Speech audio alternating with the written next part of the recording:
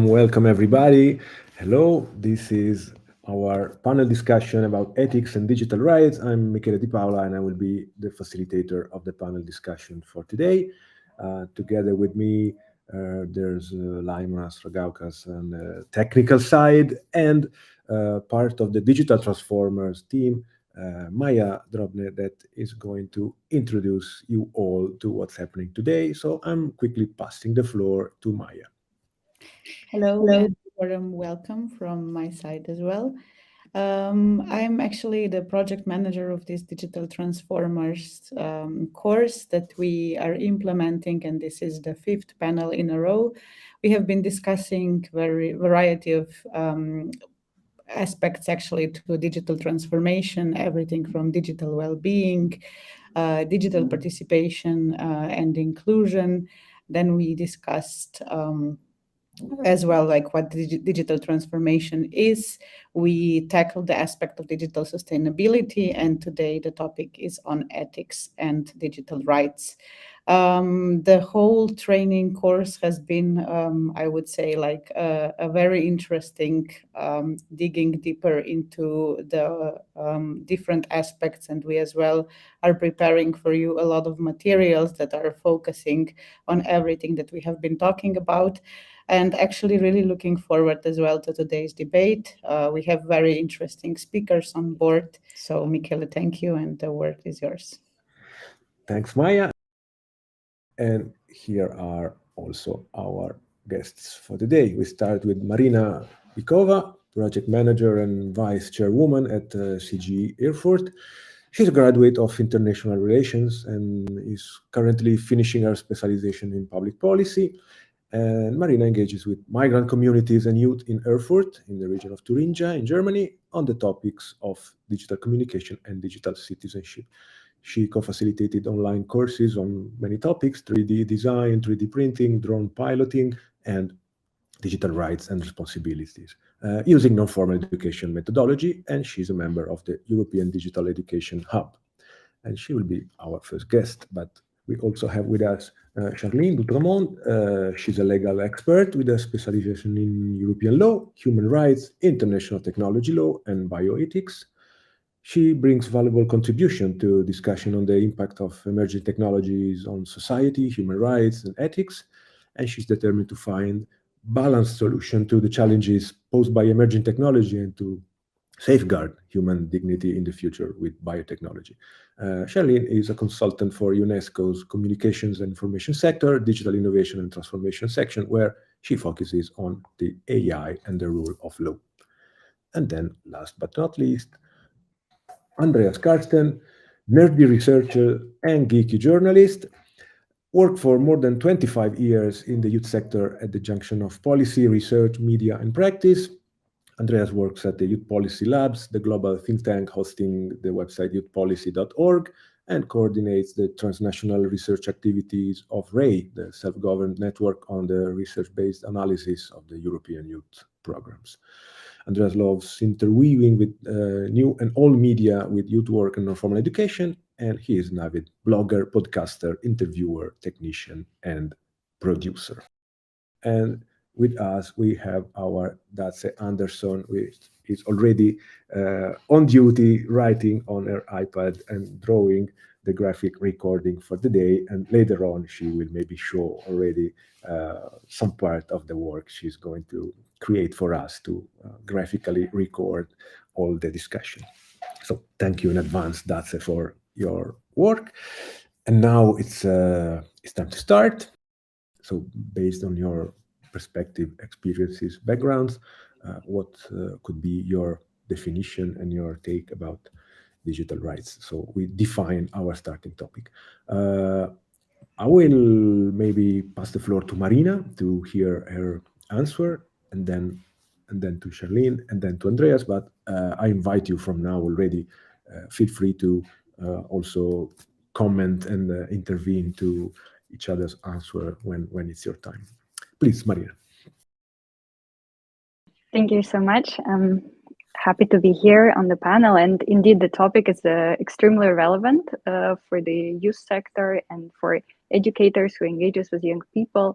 In our case, myself and my team, we engage with human rights education, and of course, noticing that young people spend more and more time online, in the internet, on social media. That brings us to the question, how do they exercise their rights? Are they aware of their rights in the online sphere, and whether this is something of their concern if those rights are broken or violated?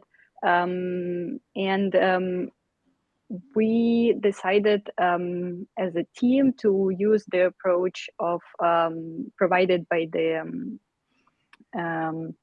European Convention on Human Rights for all Internet users, which reinforces that the human rights will be protected and respected and brought into the digital sphere and exercised there. So in terms of digital rights per se, we mean freedom of expression and information online, rights to privacy and data protections, right to access internet, right to non-discriminatory usage of the online spaces, right of assembly, association, participation online, right to education and literacy, protection of children's rights online, and effective remedies and enforcing law being enforced in the online sphere.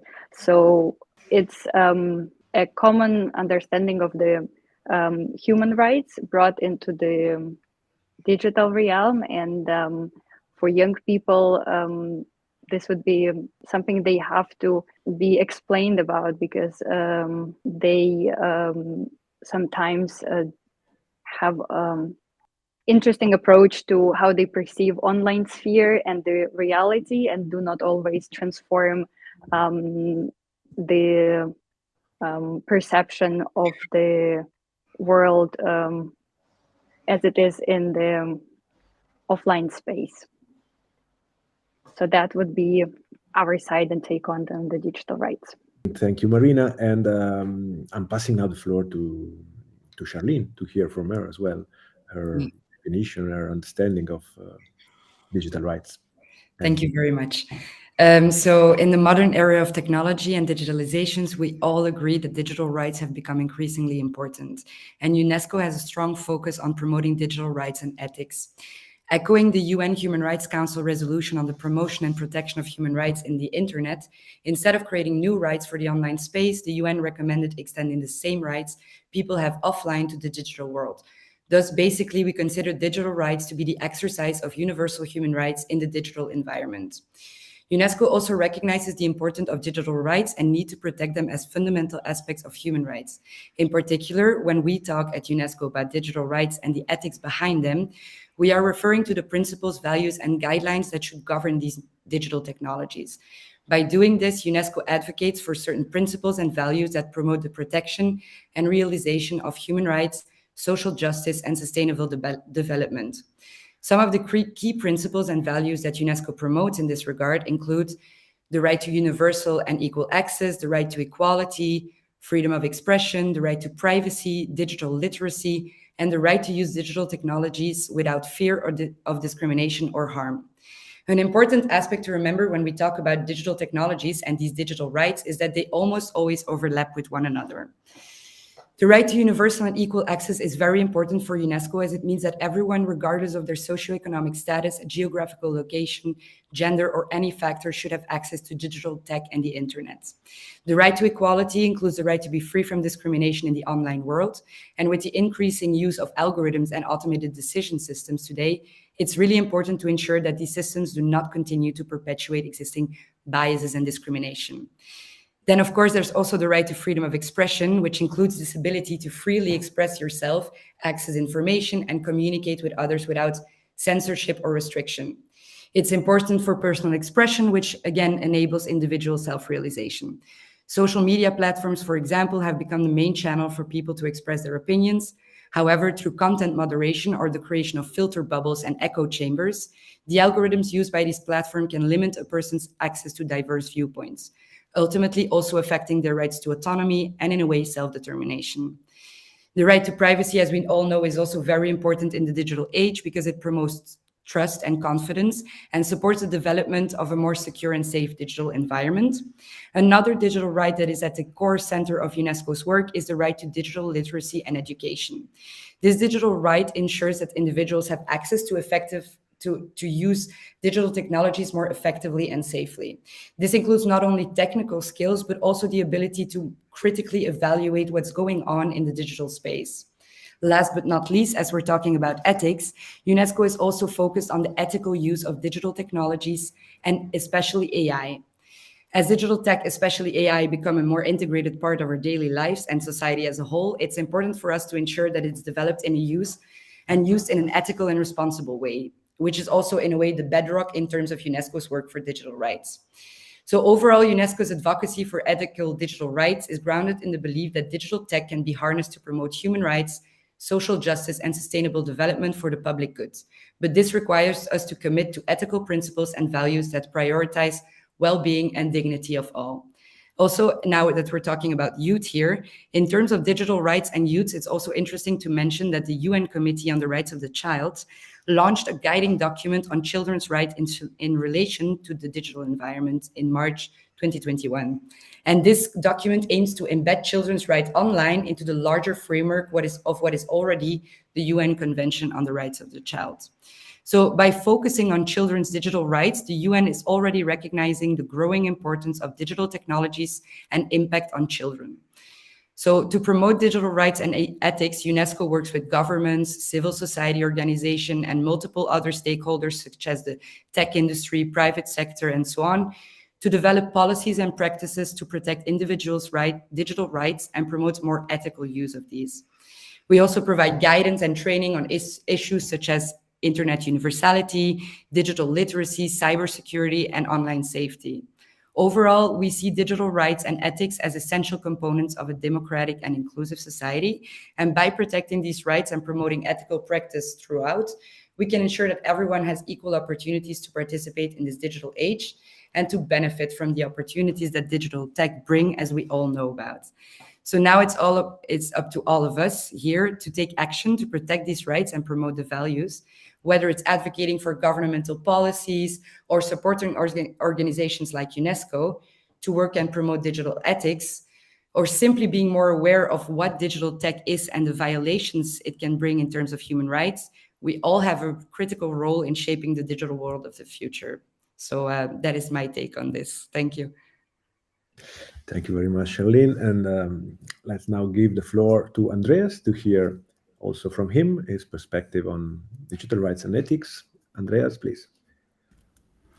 Thank you, Michele. And fair warning, I'm going to make this very short because I have practically nothing to add to the elaborations of my fellow panelists here, who I think have made very clear that digital rights is a concept that mostly speaks to the realization of human rights in digital arenas and spheres and places, and that while we have largely agreed institutionally and in society about the importance of tackling human rights in the digital space, our current discourses are around practices and how do we protect human rights in digital spaces? How do we negotiate in societies how these human rights should play out? And so there's really not so much more to add. We have just since a couple of weeks ago a signed European Declaration on the digital rights and principles for the digital decade, a new framework in the European Union. We have UN resolutions. We have all the work that UNESCO has done. We have the work of civil society platforms like EDRI. There's so much out there on digital rights that I think the much more interesting discussion to have is what do we do about them? How do we deal with them in youth work? How do we approach them with young people? How do human rights in digital spheres play out for young people? And where do we fall short? How do we ensure access to digital spheres and the internet for all young people, no matter what their socioeconomic background is? And not so much anymore what digital rights are. And with that, Michaela, I'm going to play it right back to you. Okay, thank you. And thank, of course, the three of you for your contributions. Researching youth policies, researching media and digital transformation. Andreas, what did you find regarding the acknowledgement of digital rights by young people and other stakeholders? And what could be the ethics behind all of it that we can keep in mind in youth work, especially, but in general? You already partially touched this point when you were commenting that there's a lot out there, and the point is how to put this thing at play and what we can do to foster and make digital right be more present. So I'm now asking from your specific perspective and the research job that you do, what are the data telling us about this? Can we make it? Are we making it? What's the perception? What's the information that you can share with us about that? Spoiler alert, we are not making it. But so it's, in a way, I mean, digital rights and digital ethics, digitality sort of as a discourse and concept is an interesting one in the youth field, because it's one of the few areas where policy is actually ahead of practice, right?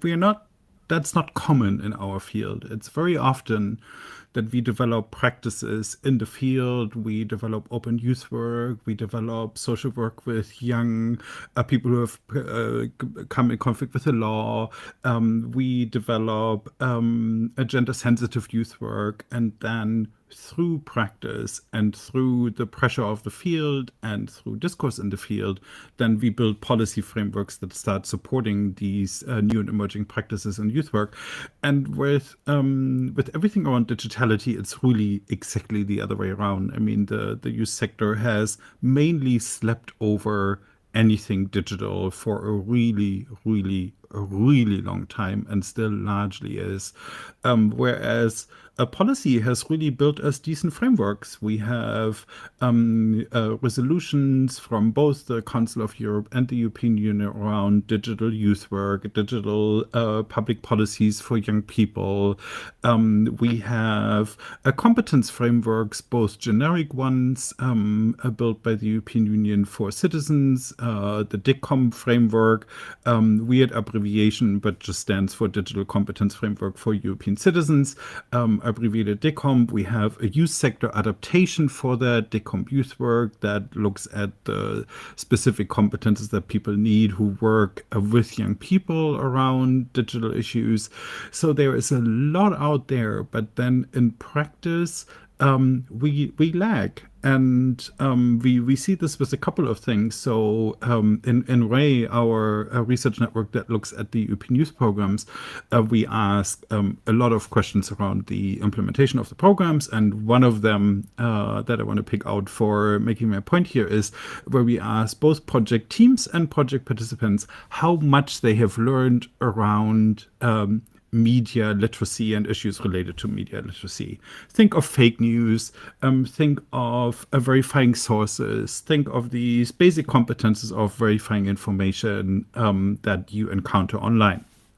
Now, project teams have become fairly confident in the past 7 years that they're actually doing a reasonably good job in educating project participants on these issues and strengthening their media literacy competences. Project participants, on the other hand, they are not very confident that they are learning much in the projects funded by the European youth programs. So we have an increasing gap there with project teams believing they're doing better and better, but project participants actually saying they are not. And that is a typical dilemma that we face in our field at the moment, is that we have a level of qualification among most of the actors in the youth field, whether that's youth work practitioners, whether that's policy responsible colleagues at local or regional level, whether that's researchers who have not enough in-depth and nuanced understanding around the issues of digitality to be able to competently judge the quality of their own work on these issues. And that really is a fundamental problem that we need to tackle in our field. We need a huge qualification offensive, because if all the people who work professionally and voluntarily with young people in youth organizations, in youth clubs, in schools, wherever really, location makes no difference here, if those people do not begin to get vastly better at moving in digital spheres and understanding issues of digitality, we will keep running into all these problems around ethics. And let me maybe give you one practical example of what we mean with that. So imagine the owner of a shopping center came to you, your youth worker in a youth club, came to you and said, you know what, we have a cool offer for young people. They can browse every store in our shopping center. But for us to be able to, put stores there that really interest young people, we want to put a camera in every room of your youth club. So we can, it's nothing bad. We just want to observe a little bit what young people do, learn a little more about their habits and so on. So that when they come to our shopping center, we have the right stores there for them. And we don't have something, I don't know, with things that only interest older people. Now you would send that person with flames to hell. You would shove them out the door and say, are you insane? Of course, we would never allow anyone to put cameras and observe young people and invade their right to privacy in that way in the offline world, right? But in the online world, we do. Right? We have no issue with young people being active on platforms where their right to privacy is constantly violated, where these platforms are run by people who evade the legal mechanisms of which we have too few, but we have some of them. And we are not competent yet as a field overall to help young people get off these platforms or navigate these platforms, defend their own right to privacy. We don't know enough about the technical side of these things. What kind of settings do they have to tweak and twist? We don't know enough about alternatives. I mean, show me the number of youth workers who have moved to Mastodon, for example. It's probably just, like a handful of us. And so, we have a lack of understanding and competence in defending ethically the rights of young people in digital spheres in our field that we need to tackle, and we need to tackle with a lot of resources and a qualification offensive like no other we have seen before in our field. And I think from the work that we see and from the data that we have, that this is very truly urgent. The principle of working with young people that we as a field hold dear is to be close to the realities and lived lives of young people. And we are getting further and further away from that because the digital parts of young people's lives, we as a field do not understand well enough and cannot navigate well enough. And with that, back to you, Michele. Thanks, Andreas, for your contribution. Also, for this underlining the need of this offensive of updating the youth work field. Probably even more relevant when said in a panel created by a long-term training course as the one we are trying to establish, which has this exact aim in mind. So to stay a bit on the field, I would now pass the floor to Marina and ask her about another possible example of things that are happening from the field and for the field to try to fill this gap and contribute to sharing more knowledge and more resources on this topic. So Marina, you are one of the people behind the dcpass.eu platform. It's a website which is very rich of materials and insight. So can you tell us more about how and why you decided to create this website and realize this content? You also have an online course, especially and specifically about digital rights. So also another curiosity of mine would be, which are the aims and the contents of this specific offer within the many that you have. So I'm passing the floor to Marina to hear from you. Thank you so much. I would like to tell about the project we developed together with the partner consortium from the EU countries, and it's called Digital Citizenship Passport for Youth, and it came to existence basically on what Andreas said. We do not understand how young people are engaging with the digital sphere, and we see that they do engage often and intensively, but what particular aspects are they concerned of? What are their needs online? How do they use this space? Those are the questions we were curious of ourselves, and especially back in 2018, when we had the first idea about this project, the General Data Protection Regulation came into power across all EU, and we saw that young people in several cities, and I think in Brussels and Strasbourg, they went on demonstration, and they were concerned how this will affect their presence online and their data protection. So with this, we went to study together young people and youth workers, whether they are ready to engage in the topic of digital education, digital rights and responsibilities. And we looked what other frameworks exist in other parts of the world. And what helped us a lot is the Mike Ribble's framework that came from the book Digital Citizenship in Schools in the US, which basically identified 9 elements of becoming or being part of digital, being a digital citizen, and the guiding principles of how this digital citizenship could be exercised. And those 9 elements include digital ethics, digital access, digital law, digital communication, literacy, commerce, rights, responsibilities, securities, and health and well-being. And in order to explore these topics, the guiding principle would be to learn how to first respect your own rights and responsibilities, educate yourself and others about these rights, and protect yourself and others online. And this helped us to learn further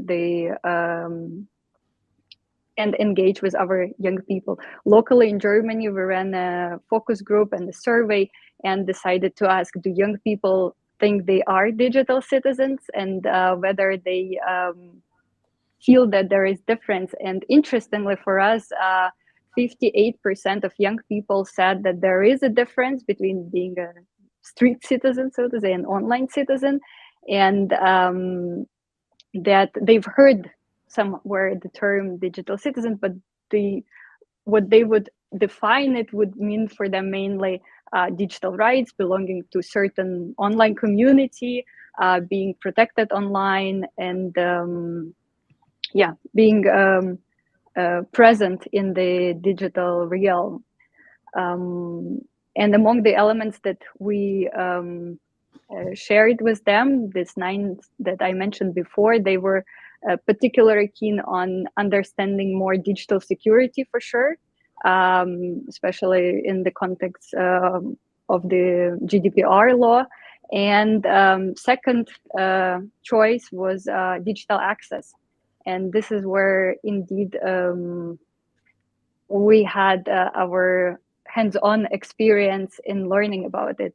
Inside this project, Digital Citizenship for Youth, we run local pilot activities, and then a youth exchange in Brussels where we gathered people from Greece, Lithuania, Germany, Cyprus, and together we had the chance not only to in practice run certain workshops for them to understand better these 9 elements, but also to clarify how they perceive them. And interestingly, when we use the thermometer method in the room to see whether young people use, for instance, free software or open source software, 98% of young people move to the side where no, they do not use it, and only 2 persons were aware of such software and were practically using them.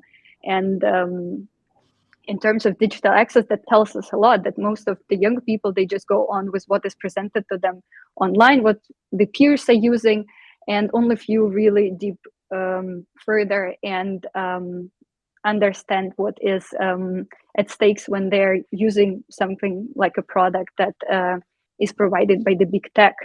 And another interesting point of discussion was that, of course, it is very easy to use free resources, Google Docs, for instance, or other platforms that do not require any payment, but at the same time raise concerns for them. Okay, if it's free, then what is the product? Am I the product? What do I pay by engaging with these tools digitally? And for some young people, this was already a topic, and they were very aware of their data and footprint, digital footprint. Others were quite reluctant and still feeling this this is not yet a topic for them to be concerned about. And these findings helped us to understand that we have to perhaps make this concepts and directions of digital citizenship, digital rights explained in a way that young people would care about them, what would actually inspire them to engage in these topics. And this was something for us to try experiential learning. Okay, can we experiment and provide a safe space for this experience offline or online? And of course, when we talk about the digital realm, we have to engage in a blended way at least, or going fully digital. So that's why we created the online platform with the courses where young people could sign up and learn more about one of these 9 elements, which is, as we learned today, also based on these frameworks developed by the Council of Europe and their digital citizenship education handbook. And overall, this resource helps young people and brings also youth workers, educators further in the topics. But again, what is still necessary to do is to develop practical exercises. From our side, we've tried role plays where people would be representing, participants would be representing a big tech, some will be representing EU stakeholders, others would be the users. And once they see how big the scale of the conversation about their data and the usage of the data and where the data is stored, the more young people become aware of how complex the problem is and start to connect and emphasize with the topic. So experiential learning for us was one of these tools we were trying to bring in, although very difficult to the digital realm, but at least in the room with simulating certain activities and simulating discussions. Yes, with that, I give the floor back to you. I understand from what I heard so far that we are in a situation which seems kind of, I don't know if strange, but surely rare to me, in which institutions or policies are in this field maybe a bit more advanced than practices in education, and especially in the youth work field. So talking about that level, so the governance of digital technologies, there are topics such as artificial intelligence as one of the reasons of problems in the employment level. So these kind of big topics are able to raise a lot of big questions that we can go on discussing for days. But we don't have days, unfortunately. So I would ask Charlene to share with us a few elements that attract your attention and require work and energy at UNESCO to be better defined and framed in terms of digital rights, so that we can have a glimpse of what's happening behind the curtains, and how we are getting, platforms, policies, and rules that are somehow trying to cope with the transformation which is happening. So the floor is yours, Charlene. Thank you.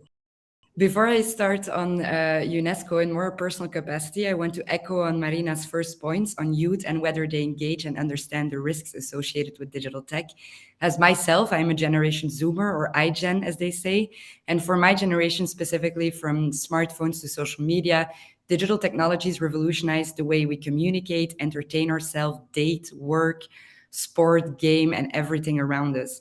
But when I question my friends about their online privacy, more often than not, I get the same response: I don't mind, I do not do anything wrong.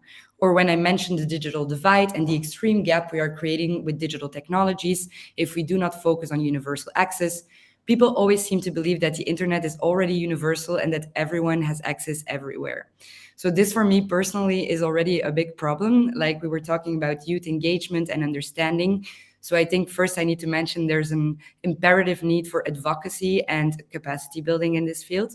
But if we were to focus on UNESCO, UNESCO also recognizes that there's an urgent need to educate people on how their rights are affected and empower them with the tools to guard them. UNESCO has already been working to narrow the digital divide, strengthen digital governance and policies, build human institutional capacities, and so on, from a human rights and ethics perspective. Michaela, to continue on the AI point, UNESCO is extremely involved in emerging technologies, especially artificial intelligence. But let me first start with, for example, one of the primary issues that UNESCO has been working on is recognizing and trying to safeguard, to react towards the digital divide. So whenever certain individuals or communities are unable to access these technologies, they are at a complete disadvantage. This again can limit their ability to exercise other rights, such as access to quality education, freedom of expression, access to information, and even participation in political and social life. Digital divide can also reinforce existing inequalities and discrimination. For example, marginalized communities such as low-income households, rural areas, and certain ethnic and linguistic groups may have limited access, which can in turn result in social and economic exclusion. In response to this, UNESCO has been working on promoting digital rights by promoting the adoption of the Rome Principles through the Internet Universality Framework, according to which the Internet should be human rights-based, open, accessible to all, and nurtured by multi-stakeholder participations. These are intended to advance digital technologies and the Internet to advance social, economic, and cultural progress while respecting fundamental rights and freedoms. Also, in terms of, for example, perpetuating discrimination and bias, UNESCO has been working through capacity building on the issue of algorithmic bias.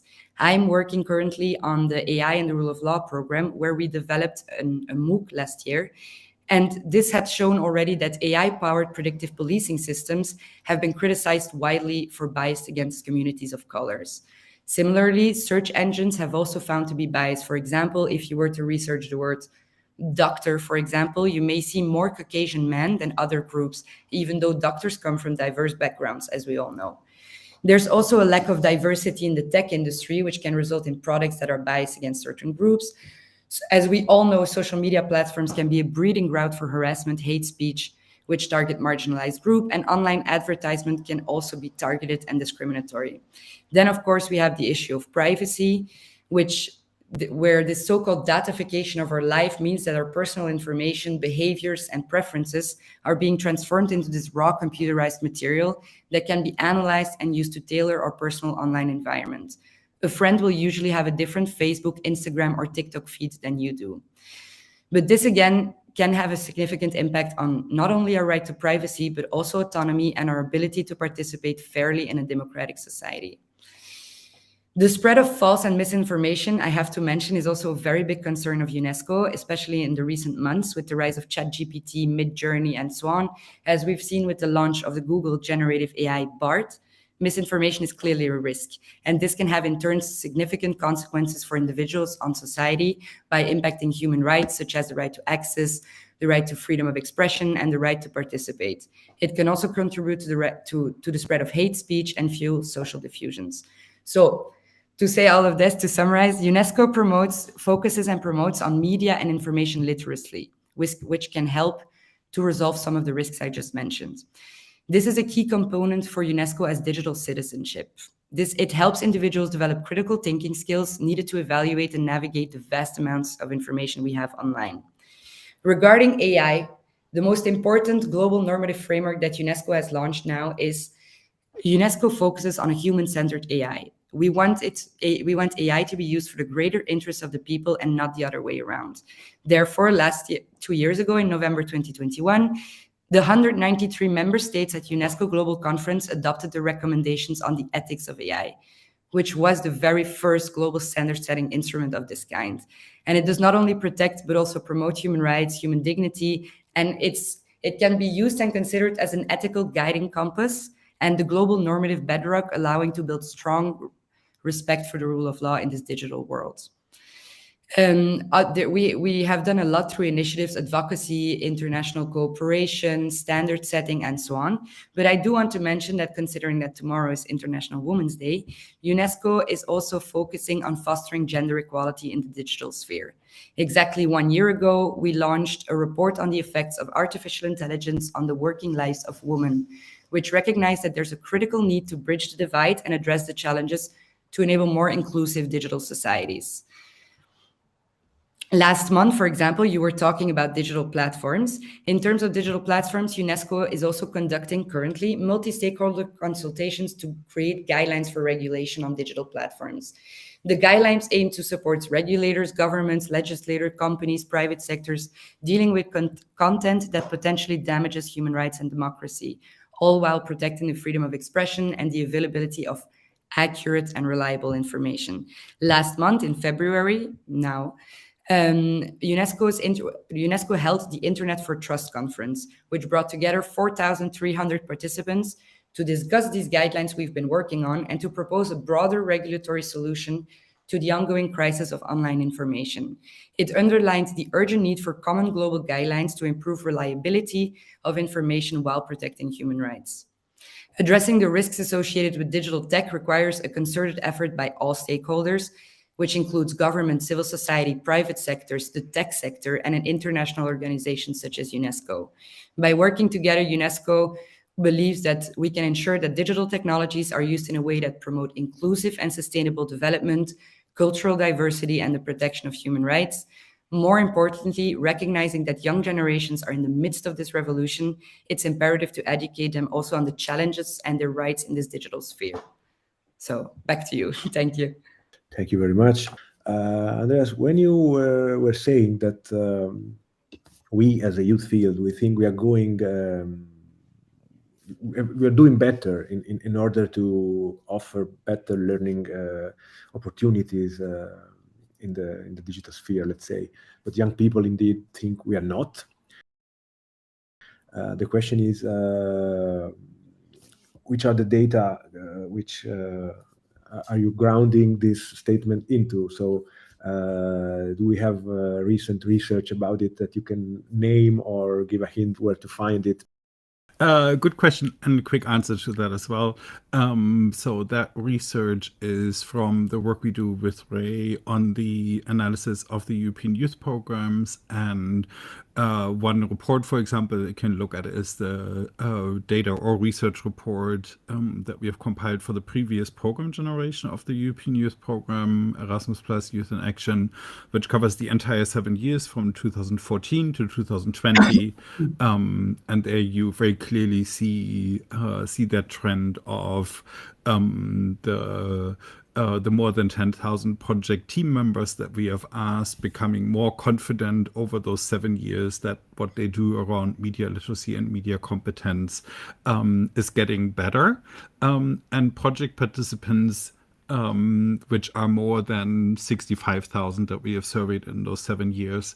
So those many thousand project participants on average remaining at the same level of skepticism or assessment about how well these competence development approaches work in the context of the European youth programs. Now, of course, youth work is much bigger than the European youth programs and international youth work, but we have also seen that in many other arenas playing out. And there are, of course, projects where that is not the case, and many examples, some of them we have just heard about in the panel, where that is decisively not the case. But if you look at the larger picture, that is what we are seeing.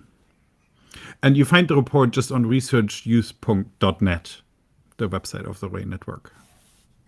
Thank you very much also for the reference where to find the data. So we were mentioning before a little debate ongoing in the comments regarding the algorithmic bias, let's say. So the fact that we need to become more aware of what's happening and how the algorithms are shaped and designed and how things happen in this level. So the question is there something that you can add in regards to digital technology developments that maybe using algorithmic bias are or can be misused by government to endanger rights to participate, and maybe especially youth rights to participate and voice criticism in digital spaces?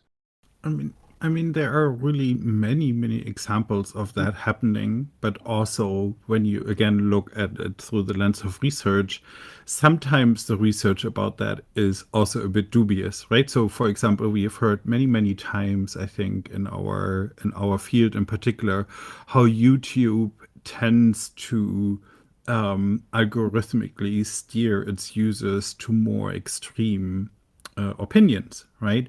But most of that was based on research where the algorithm was tested by just letting videos run without any interaction, right? Which is, of course, not how people normally use YouTube. You press like, you press dislike, you comment.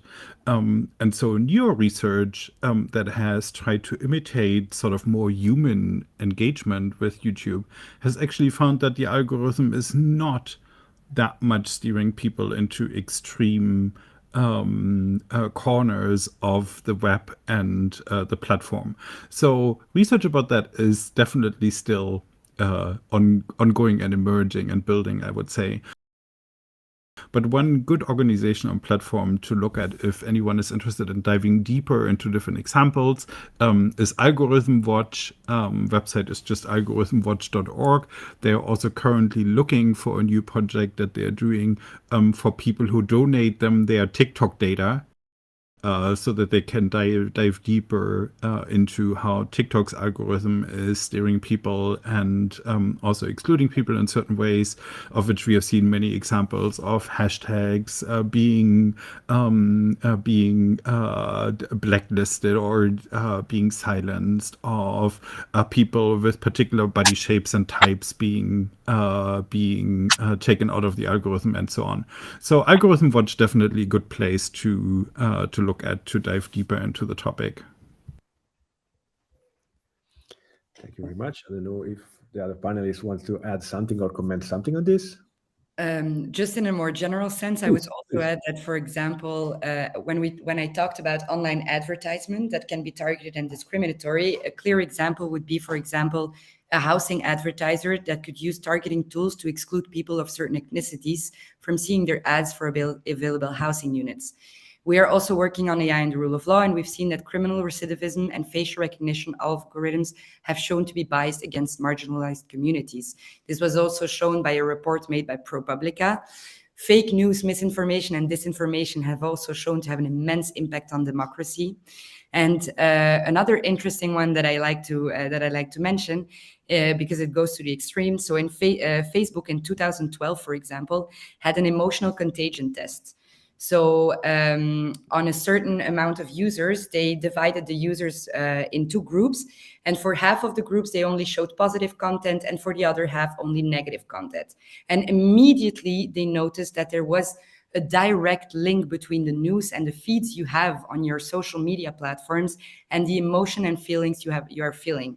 People who were only shown negative content were feeling more emotional, were feeling sad, and the other way around. So then again, it shows this immense link between your emotions, your personal life, and what you see online. And this again shows that for youth and people now, for example, the generation Alpha, who is raised with Facebook and social media, for them, it's also critical to understand what all of this involves and the risks that play into it.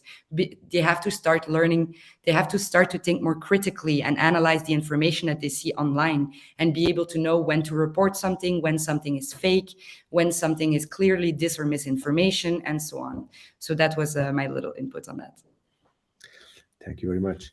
I don't know if Marina wants to add something, or yes? Yes, just very quickly, also from practice side, what we see happening in our community is that work with ChatGPT is extremely popular among young people, and the engagement with it is quite different. And sometimes it's something useful for the work or for the activities in school. Other times it's engaging in some kind of discussion and provoking certain answers. And what we are especially afraid of is the ethics of the algorithm, and especially if certain prompts would be asking about, for instance, what's the perfect gender of the PhD student, or of a doctor, or of any other profession, right? And then the algorithm would reply in a way that would be based on the current language and current information that is available to the system. Since the information fed has a certain bias, and there is lack of information and research and data provided to enlarge this view and provide more data, for instance, for LGBTQ plus rights and the community. This answers that are received from the algorithm from ChatGPT, for instance, could lead young people to have more bias. And if they take it as an answer and share it with their peers, and nobody would say anything against this because of the social pressure or other matters, then this could reinforce further and further bias. So this is where we have certain concern. What is the ethics and what is the ethical framework the algorithms are working on, and how can we already bring this topic for the discussion and know that this affects our target groups, and how can we have a more ethical algorithm to work with. Thank you very much, Marina. And move forward to another and last round of questions for the three of you all together. And the question is this one.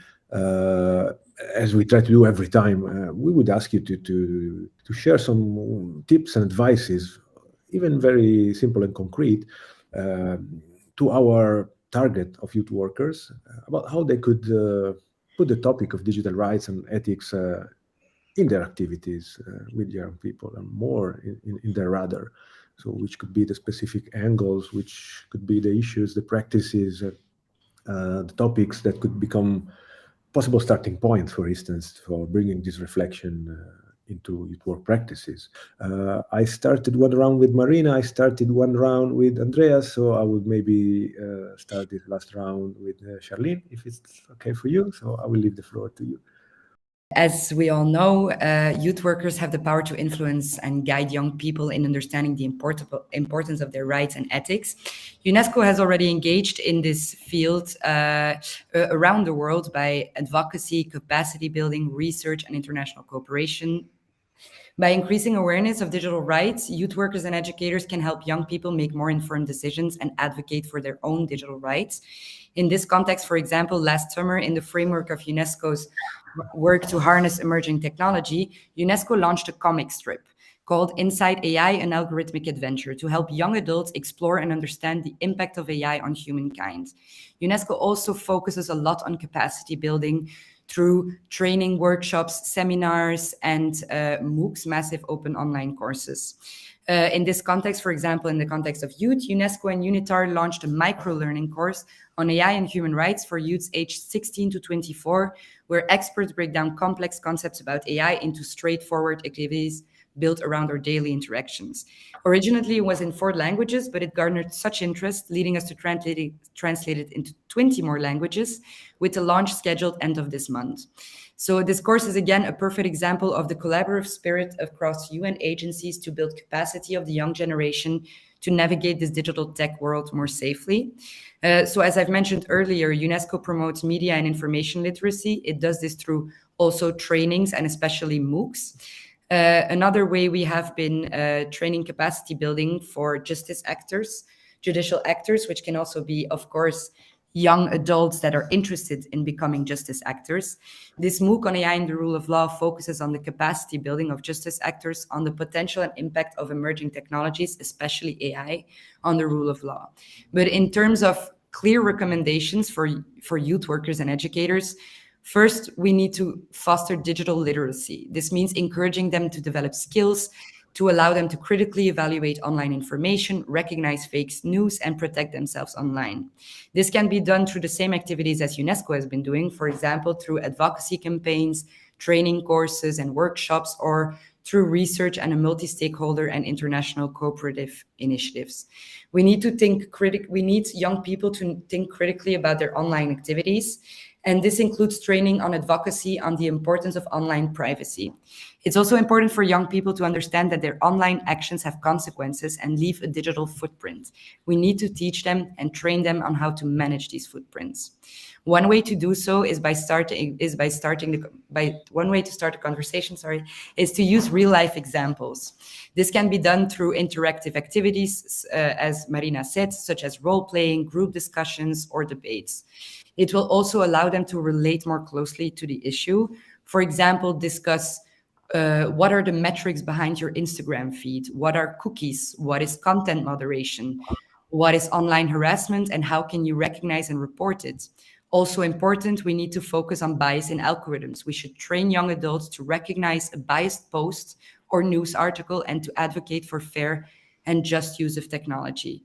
More importantly, this comes all down to train young people on creating critical thinking skills.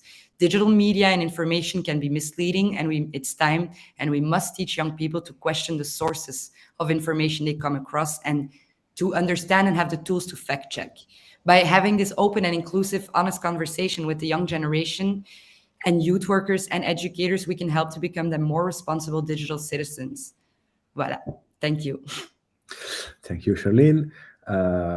Same question, different voice. I would now ask Andreas to step in and give us some advices or recommendation from his perspective as well. Andreas, please. Yeah, I mean, I would say for all of the things that that we have just heard in terms of educating young people, I come back to my point from the beginning. We need to educate ourselves, and we need to educate the professionals in our field. For that, what I can recommend is, for one, if you work in a larger organization or in an administration, make sure to demand these kind of education opportunities for you and your teams. Start educating yourself on all of these issues, so that over time we as a field become more able to educate young people on them. Right? Because it's one thing to say we have to educate young people on all of that. Yes, that's true. But most importantly, have to qualify our people to be able to educate young people on these things. And at the moment, by majority in our field, we are not able to do that.